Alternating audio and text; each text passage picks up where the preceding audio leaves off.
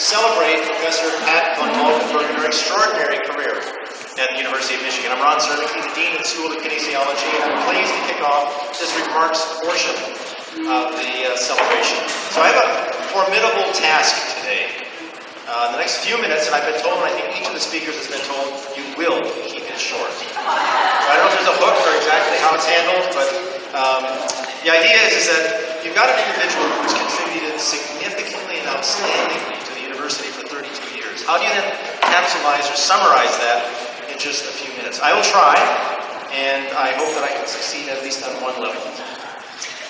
Pat came to our school in January of 1984 as a master's student in physical education, and from then until this past December, she taught a host of classes to Michigan students, faculty, staff, including lifeguarding, water safety, team sports, aerobics, and rhythmic dancing, even though, in her own words, she has said she claims to have no rhythmic ability whatsoever.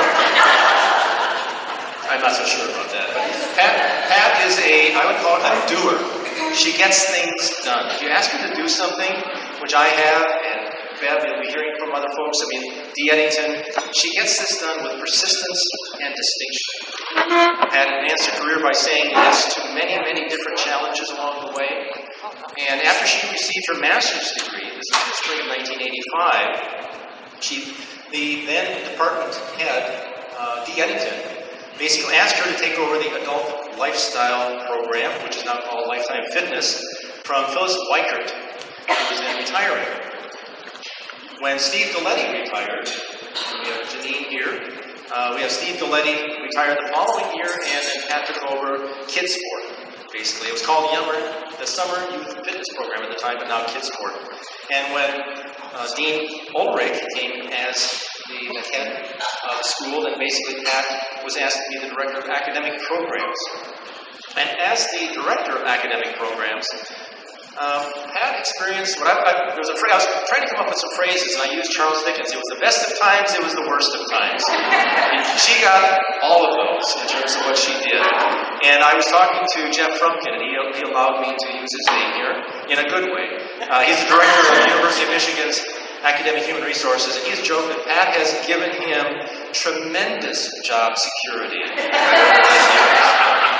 So with skill and determination, she dealt with building issues, a host of students and staff and faculty issues.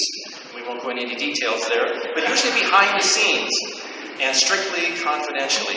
And she handled them, what I would call an iron will, with diplomacy, and her other phrase was a little bit of Chardonnay.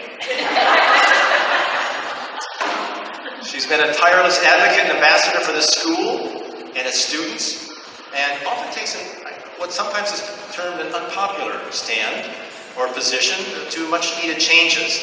And she's really adroitly indulged in politics where needed, especially with the issues associated with school of choice, for instance, with student athletes, or adding this level 2 of sport management program, or transforming the physical education major into health and fitness. She actually on the playing field, or on the pitch, is it a pitch or a field?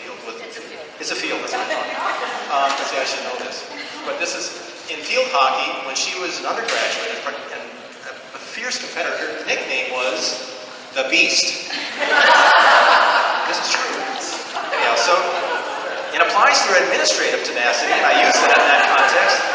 And it was basically, there was a phrase that Sir Francis Bacon used, that the inexorable force of persistence. She gets it done, and she follows through. And she's done this, and she's really done this for years and years, decades. And it's really been the favorite part, as she says, of being in kinesiology is always the people here that she's interacted with. The students, the faculty, and the staff will always hold a special place in her heart. And actually, Pat, and I'll say more later, but you hold obviously a very, very precious space within all of our hearts. We wish you health and happiness in your retirement, John, and your new role coming up as grandma.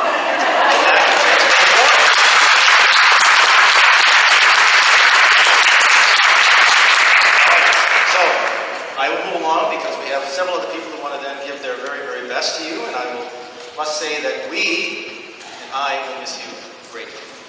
Don't stay away too long. We need to have you here. So, I now want to introduce Donna Blue Blackall Pat's closest and dearest friends.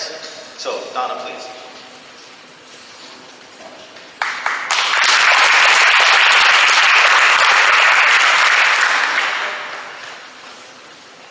Well, I have to make a correction right away. Not Club East, just Beast. Just Beast. That's what she told me her name was in 1968 when she came to Stinson Hall at Western Michigan University. We were suite mates. And if you know anything about the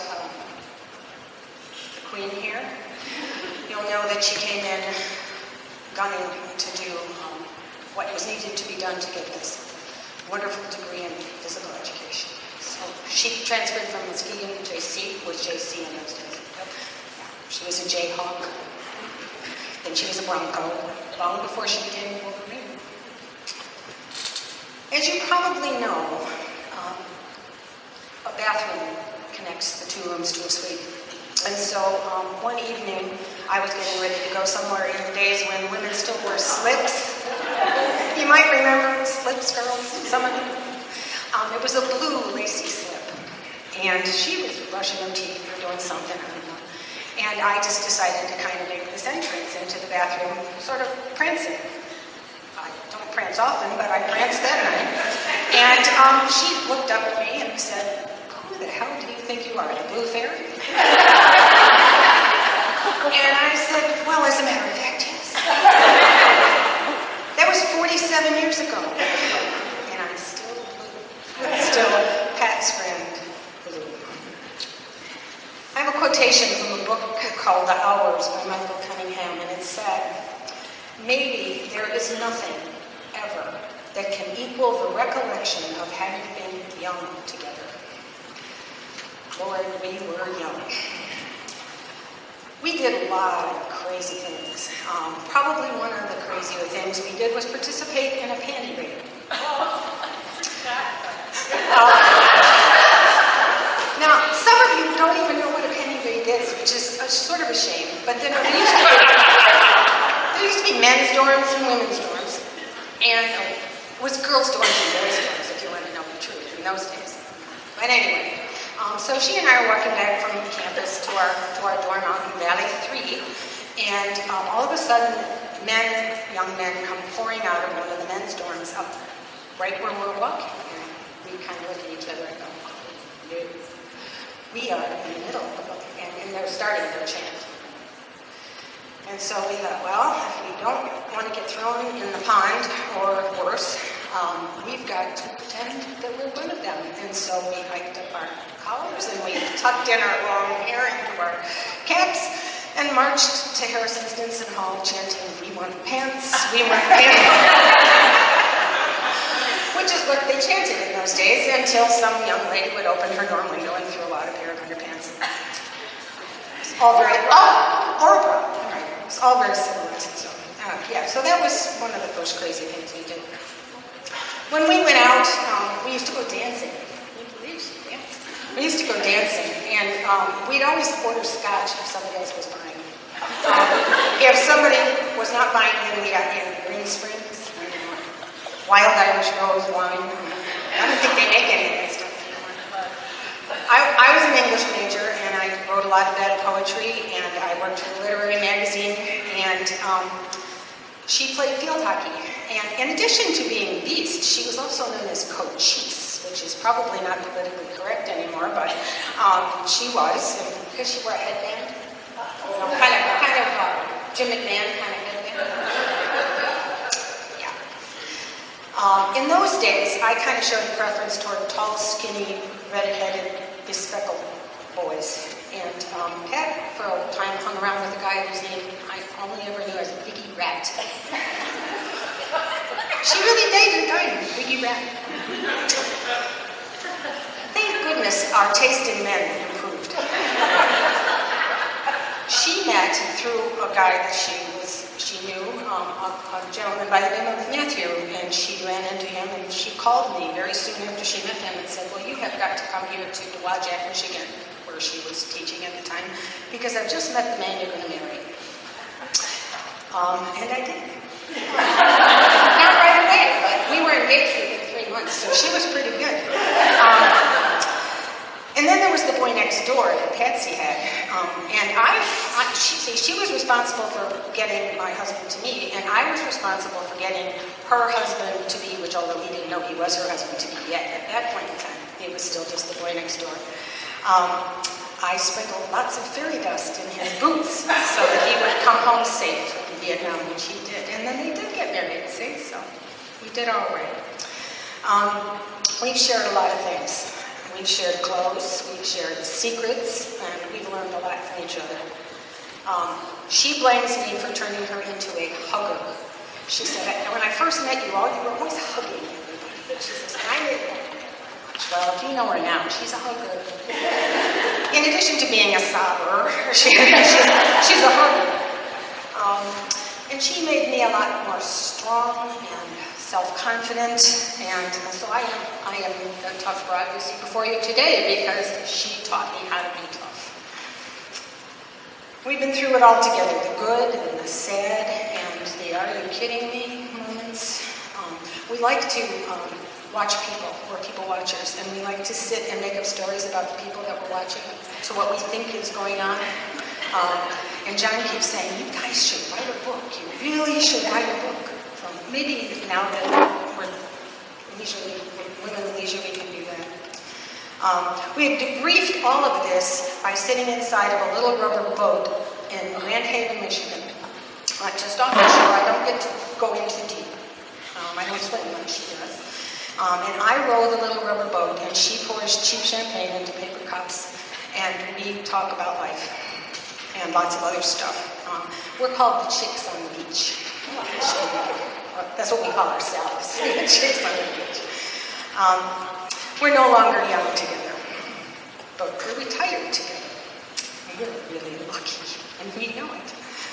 I want to read the last little bit that's from a Broadway musical, which if you know me, I love Broadway musicals. And this is something that I think says what that is for me, and I know a lot of other people in this room. It's from a song called For Good. I've heard it said that people come into our lives for a reason, bringing something we must learn, and we are led to those who help us most to grow, if we let them, and we help them in return. Well, I don't know if I believe that's true, but I know I am who I am today because I knew you. Like a comet pulled from orbit as it passes the sun, like a stream that meets a boulder halfway through the wood. Who can say if I've been changed for the better? But because I knew you, I've been changed for good.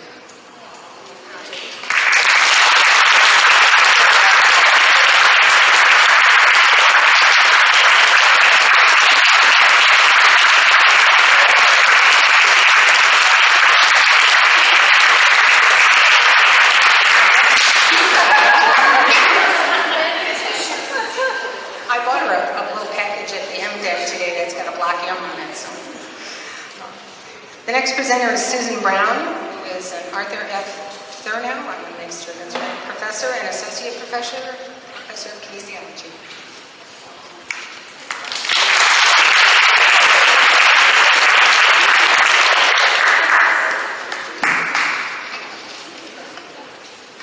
So I was just saying that's a hard act to follow, but I didn't know anything about blue fairies, panty raids, but chicks on the beach I get.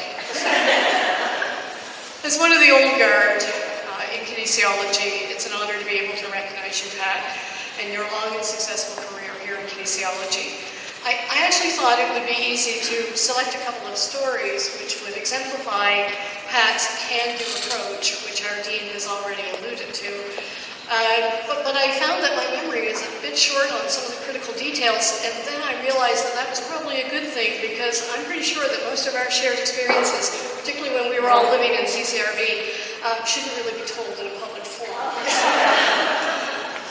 As many of you know, beneath that sweet, empathetic, and at times, actually right now all the time, charmingly teary-eyed exterior lies one very tough woman. Indeed, the memory that is actually my mind and I have never forgotten it, is actually the day that I really got to know you, Pat.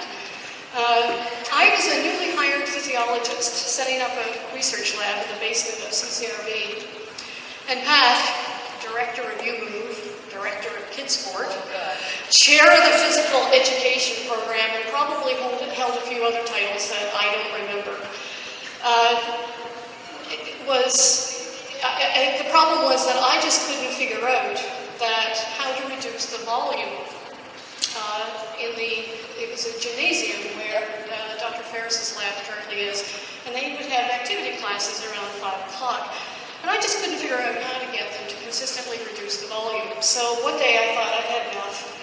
I went down to the gym and I turned down, way down, the volume on the boombox. Problem solved. So I thought, until the next day. And there she was, storming down the hall in CCRB, fists clenched, eyes blazing. And I figured she had someone else, some student or whatever, who was the target, but no, it was me. And there we were, it was a standoff. Voices raised, arms akimbo. Indeed, I think D. Eddington, who was the director of the school at the time, was probably involved, wasn't he? He was terrified. He didn't quite know what to do. But it was pretty clear that the physiologist was no match for the physical education expert, even if I did have a little bit of a height advantage. But we reached consensus. We later that week shared a glass of wine, or perhaps it was scotch. I'm glad you were counting. And from then on, we spent a lot of time problem solving, laughing, crying, crawling around in offices during lone transformers in the dark. Yeah, and the details are finally coming back, so this is good. But we did spend a lot of time in each other's offices, commiserating. Drinking warm beer. Oh, I did forget about that. On more than one occasion, as I recall. Right.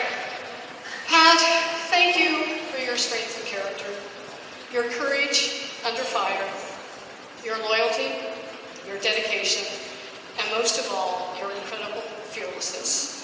We are all better for having you as a colleague and friend.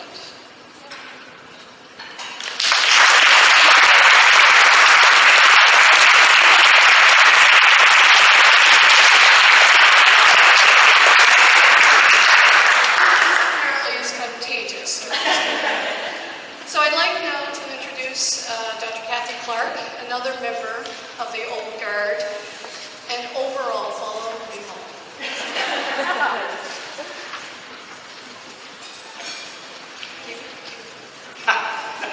Not a chance. So, okay, I have to start off by setting the record straight. Okay, so Pat and I have been friends for a couple of years. I've known Pat for, I don't know, 600,000 years, give or take. And we've been friends for a couple of years, and we're teaching in the activity classes. And Pat comes storming in, we're chatting. She says, this woman, this new hire, professor, can't stand them. He doesn't appreciate activity classes. And it seems like furious. And then this woman comes to me. We actually got to be friends from an academic standpoint. And she's like, I can't believe the woman who runs activity class named Pat Van Buller beam, something or other. I just can't believe it. So I invited Pat and Susan Brown, the woman, out for a beer and said, talk to each other. Because it's actually possible you might get along. And the rest, as they say, is history. Now, it turns out that there was a really strong chance that Pat and I were not actually going to get along. I want to tell you the story of when we first met. So early on, everybody taught the activity classes, right? So we called them, they were dance for fitness. I think we called them dance for fatness, just and we had been assigned these things, but at the time I was working in Tim White's lab.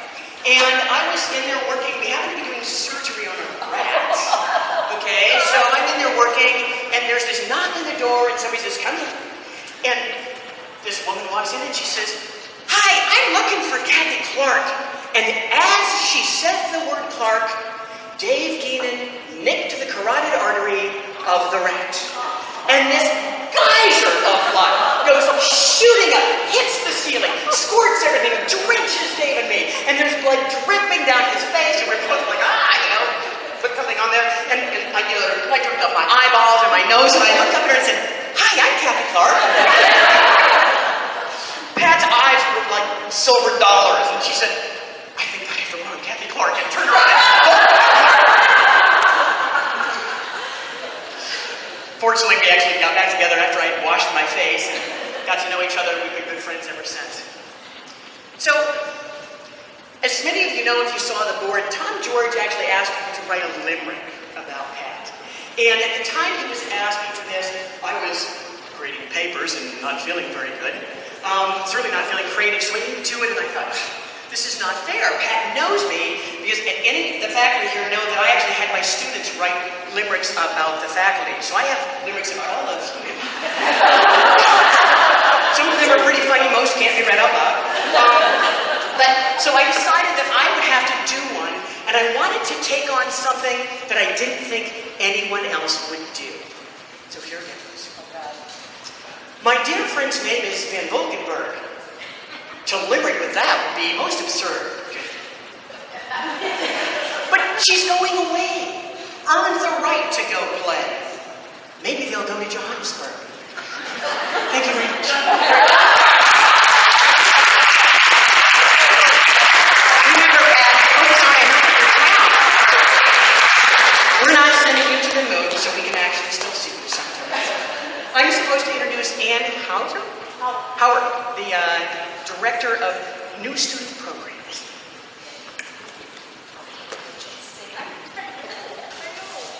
My name is Ann Howard, and I'm the Director of the Office of New Student Programs. And we implement the Summer Orientation Program, which brings about 5,500 incoming freshmen and about 4,000 parents and families to campus each summer.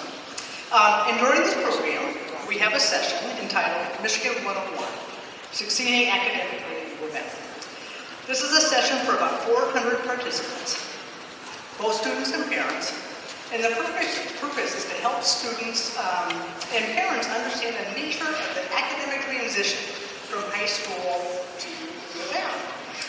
The session is built around a faculty speaker, and this is where Pat comes in. Not only do we depend on faculty to inform students and families about academics, we invite faculty that we believe can really engage the audience. Incoming freshmen and parents can be a tough audience. And Pat does a terrific job. Over the years, since we do this session 33 times in the summer, we have learned that the session flows much more smoothly if we have just a small cadre of faculty who are willing to present many times over the summer. That way they have a strong understanding of the audience and, of course, the session format. And to keep our students engaged, we frequently change the format. We have used interactive videos, eye clickers, student monologues, small group discussions, 1-minute essays, and Pat has been with us through it all. In fact, in many ways, although our format changes, she has been a leader.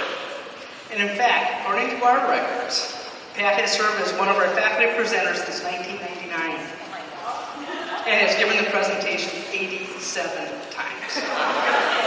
I know!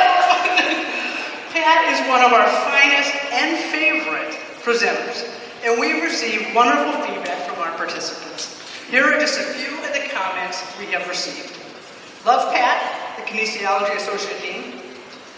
Benevolent Dictator Pat did a wonderful job. Professor Pat's input was excellent from both the student and parent point of view. Professor Pat was great. She told it like it is in a way that really resonated. Thank you, Professor B. So thank you, Pat, for your willingness to address, advise, and inspire the newest members of our community each summer. We are so pleased and grateful for the many years that you have worked with us. And I am hoping that you will continue to serve as presenter emerita for many summers to come. All right, excellent.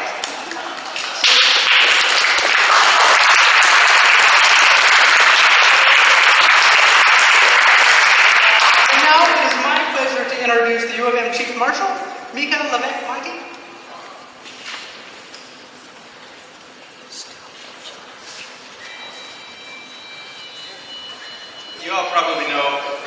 better than I do, but I know her from a very important setting.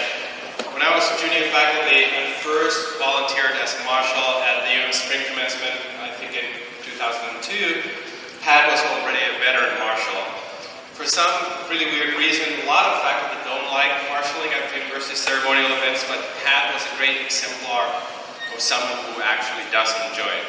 She has a great appreciation for students and their families, and she appreciates the students even at things like commencement, where they often have started celebrating early, or might not wear anything under their robes. Pat was also a fantastic marshal in terms of logistics. You'll all probably will agree that when you think of a stereotypical faculty member, you don't think great social skills or awesome with crowds, attributes that come to mind. But Pat actually has those skills, and she was, in fact, a role model for me when I agreed to serve as the university's chief marshal some years ago. And as I've been serving in that role, Pat has been absolutely irreplaceable. In fact, there was one year where the Office of University Development Events, which organizes the commencements, messed up big time, and Pat was not there. OMG. It was a total disaster. Good thing it wasn't the Obama year, because it would have been, we would have been in many more wars if that had been the case. So I'm here, of course, to celebrate Pat's retirement, but I'm also here to put emphasis on that word, irreplaceable. Do you hear that, Pat? So emeritus faculty are, in fact, always welcome to serve as faculty. I volunteered for this year. Right, I hope and also for next year. But for now, I just want to say thank you for the example you've set to so many of us.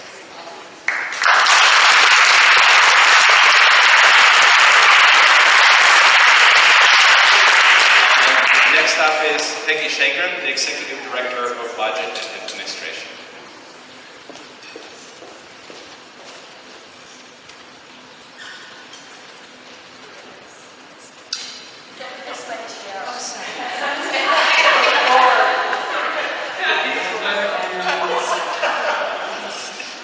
So, Pat, when I was putting my remarks together about an hour ago,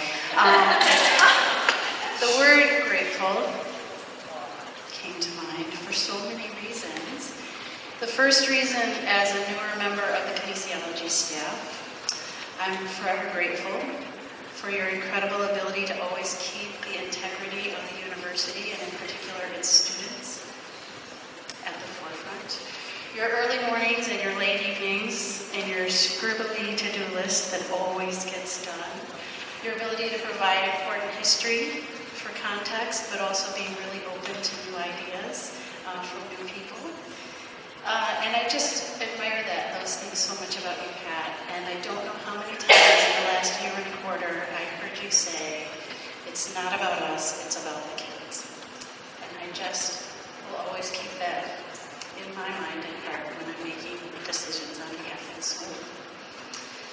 Your willingness to stand up for those kids in meetings and in the classroom and in the schools where they are serving will never be lost on the students themselves or on the university.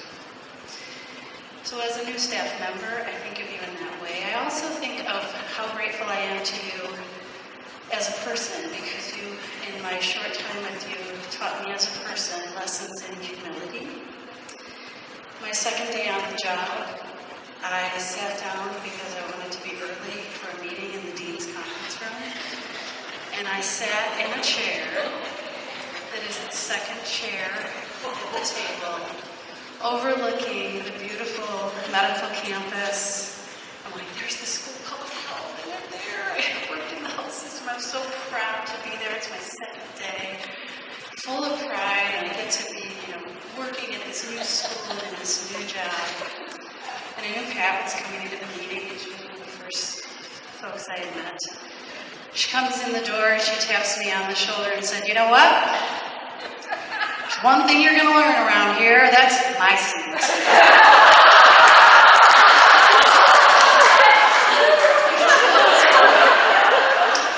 So I humbly moved across the table into a chair that wasn't facing the windows even.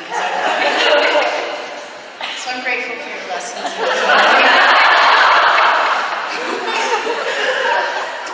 but also as a community member of Ann Arbor. I'm so grateful for the indelible mark that you have made on the community as well. Growing up in Ann Arbor, and I can't believe I see Mr. Rodriguez. There is one of my teachers. But little did I know growing up in Ann Arbor that my student teachers and even grown-up teachers were powered by the Energizer Bunny Pat. They were trained by her, that the integrity and enthusiasm and innovation and smarts that those teachers had in my upbringing in Ann Arbor were powered by Pat. And I also think now as a mom with an elementary schooler and a middle schooler in Ann Arbor, that they're getting to have the benefit of you as well. And just being able to uphold that high standard and integrity is so much appreciated. So thank you for the lasting impression that you've had and will continue to have on the health and wellness of our community members, both big and small.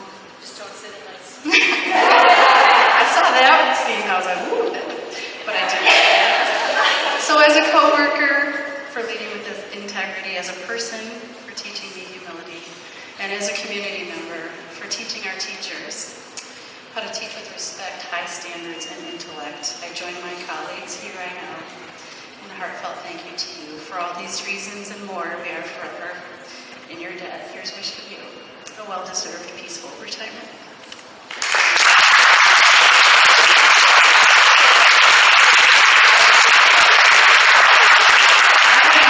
I got the dubious honor, but I do have the dubious honor of introducing your son, Max.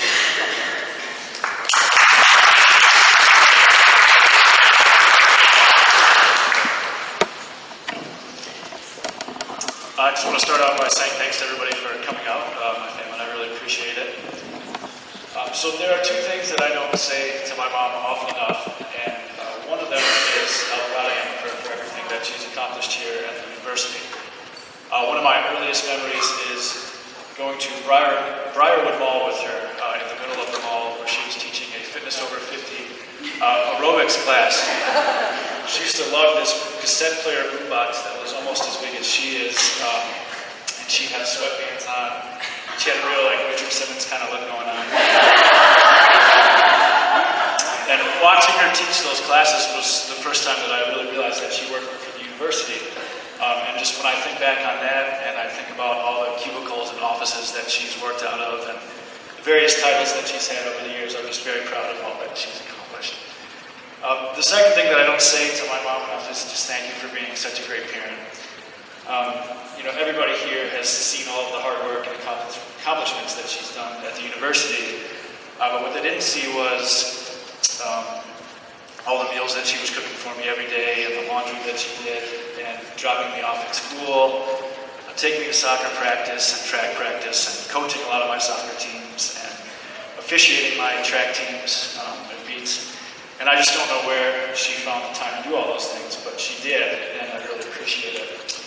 And as my wife Jen and I are approaching having a child of our own very soon, I just hope that I can be as good a parent to my son as he were to me, Mom. So I just want to say thank you very much, and I love you, and I'm super proud of you.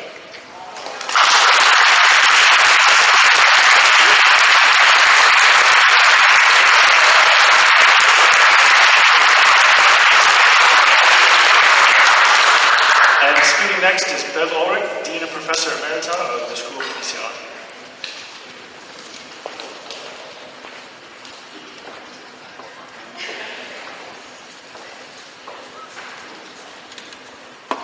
Well, being ninth in a line of speakers, you may think there's not much left to say, but you know Pat, many of you, about as well as I do, and the many, many accomplishments that she has made to the School of Kinesiology and to her colleagues and friends and family is nearly an infinite list. So I'm going to go on. And my perspective is just a little bit different than those of my colleagues, numbers 1 through 8, though I do say ditto to all the many accolades that they heaped upon Pat. Because Pat was a member of my leadership team, I knew the diverse and complex set of tasks that she managed every day, and the expertise with which she did that made it look like our academic program ran nearly flawlessly. But in our respective roles as Dean and Curriculum Coordinator, Associate Dean, Pat and I work together on many challenges. You might call them problems. Some of the stories we could tell, we will, of course, take to our graves. And we could write a book, maybe Donna and you and I could get together. But the bottom line was, no matter how large or small the problem, I could count on Pat to consider the relevant points with an open mind and with the overarching goal of doing what was right for the School of Kinesiology and for all of the people who were involved. She would bring me not just the issue, but possible solutions. Every administrator loves that in someone they're working with. And her penchant for maintaining detailed notes about potential concerns as they arose, and her impeccable institutional memory, enabled us to make a data-based approach to our review of the problem and to create the most appropriate solutions with as much equity over time as possible. One of the characteristics I admire most about Pat was always and continues to be her interest and desire to grow in her own role for the School of Kinesiology. A few years after we started working together, she asked me for some advice in this regard. Together, we reviewed the guidelines for promotion in her rank. To achieve this, to meet those guidelines, meant she had to move out of her comfort zone a bit. But she forged ahead and got involved at higher levels of leadership in our national association that we call NAFERD. And she pulled together and pushed herself to publish data she'd been collecting on student teachers and their supervisors. When it came time to consider her dossier for promotion, the committee members were easily convinced that she had truly earned it by expanding her scholarly and professional profiles. I was very proud of her that day.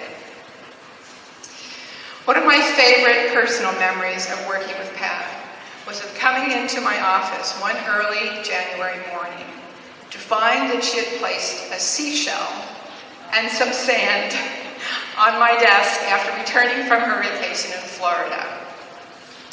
We share a love of the beach, and she knows that vicariously I enjoy other people's travels, even if I can't be with them. One of the things I enjoyed so much over the years was hearing Pat talk about her favorite vacation, which was always in August and always to the beach with her best friend. So Dale and I would like to give you this little gift that we hope the next time you get to be one of the chicks on the beach, you will open this Southern French wine and you will enjoy it. And we wish you many, many more years and wonderful times with your feet in the sand and enjoying your retirement. Cheers, Pat.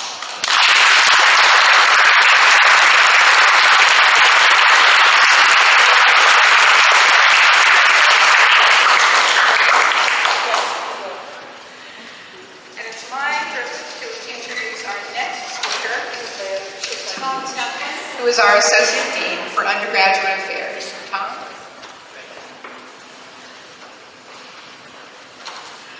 Queenie. This is tough because the last retirement I attended with you. Seriously, I'm a Purdue retiree who, after 38 years, has returned to my alma mater, the University of Michigan. And I'm damn proud to be here.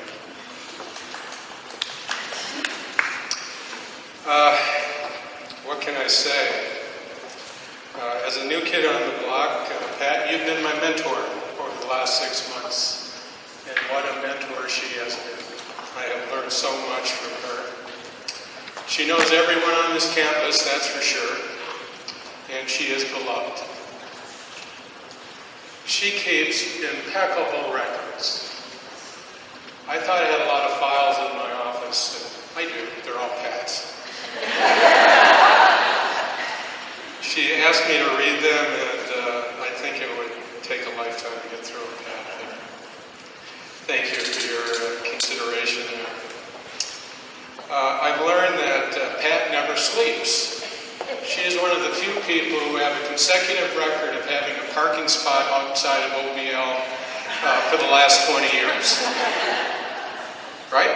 Yeah. Yeah, amazing. She loves her students, and she loves her colleagues. She loves her family more than you can imagine. I told you I'd cry. Yeah. We both would.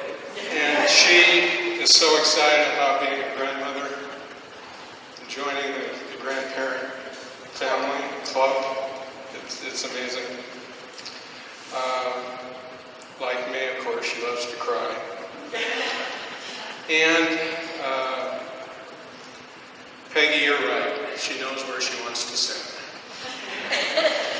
I thought I might not get the job when I was in her seat, but I moved quickly.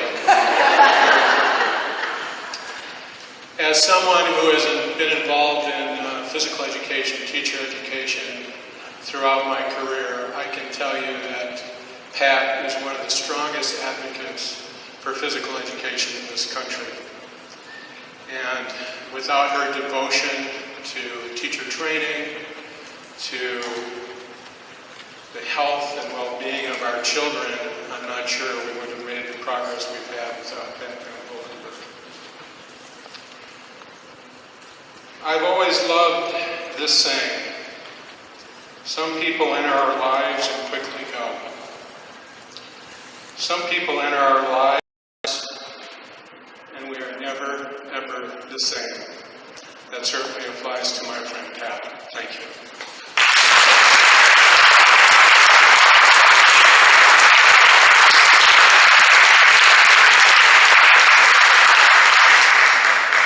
Thank you, Tom.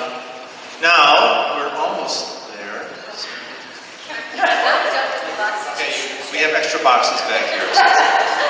But what I wanted to do was to say, again, thank you very much. And on behalf of the School of Kinesiology, the faculty, and the staff, and friends here, we have 2 items that we would like you to accept with our best. Should I? If you wish, you can do whatever you wish. You're the queen. You can wait. All right. Very good. And actually, there is, as I'm finishing and wrapping this up, what I wanted to do, actually what came to mind was, I think it's an Irish blessing, which basically says, when I count my blessings, we will always count Pat twice. She is one of the blessings for the University of Michigan. She is a blessing to all of us, and she is really someone special. Thank you so much. All the best, and go blue. Right? Yes. All right, go blue. All right.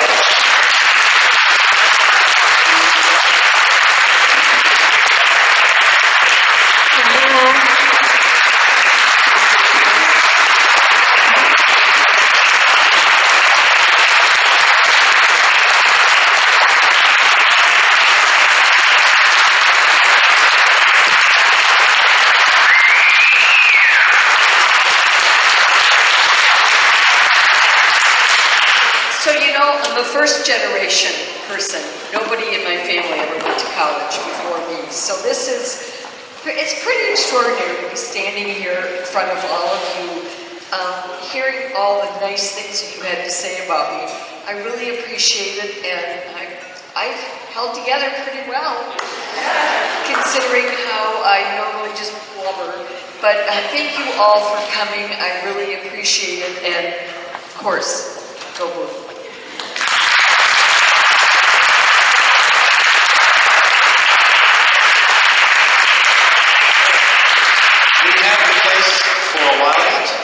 Please, our guest of honor is all, she wishes to speak with everyone here. I haven't said hello to everybody. Please, enjoy yourselves, mingle, socialize, and enjoy.